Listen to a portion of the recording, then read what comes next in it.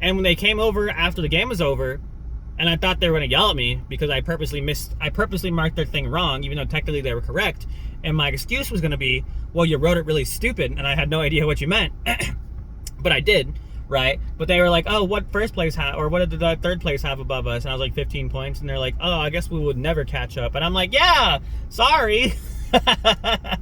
But no, I honestly think the winner that week might have cheated, but I didn't have concrete evidence, and I'm not trying to like ruin people's days by like being like a what do you call it, like a warden of the rules. Obviously, like I'm gonna make, if someone, like obviously I'm gonna care, right? But like I'm not gonna like yell at everybody and like ruin the vibes. You know what I mean?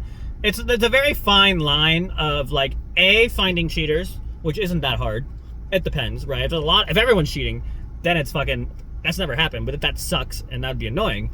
But B, it's dealing with it in a way where it doesn't ruin the vibes. So normally what I would do, and I did do it during the show, I was like, I'll tell you exactly what I said. I was like, if just be careful with the extra phones out, guys. Like whenever I see extra phones out, it gets me a little paranoid, especially when you're going, like I have my phone in my hand. I was like, you know, when people like show you answers on a phone, like you fucking turn the phone towards them. And I was like, just be careful, because I don't know if you're texting, I don't know what you're doing, but it looks shady, and I'm on the lookout, and it'll make me suspicious of you.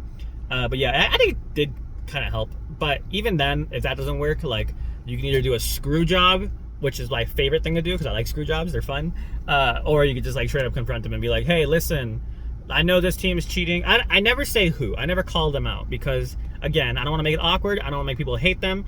And like I'm happy that they're there, and like I don't mind that they play. I just say like, you won't. This is what I say, right? I said, I know this one team's cheating. I don't mind that you're here and playing. You're just not going to win any prizes. And most of the time they like chill, because if they get up immediately and then leave, everyone's gonna know they're a cheater. You know what I mean? So it's a very fine line of making these things work. But yeah, that didn't happen. We didn't escalate it that far. I just did a screw job for the one team that I was like 90% sure was.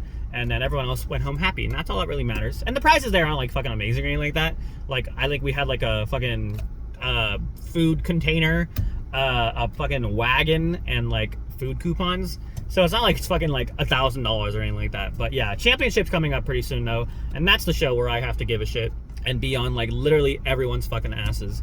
But yeah, that's like next week. Oh, the most important part. Well, let me finish trivia first.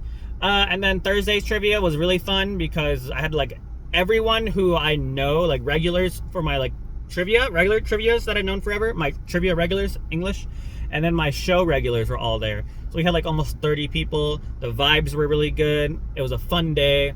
Nothing dramatic from that day. No more yelling. I had the microphone, so that was good.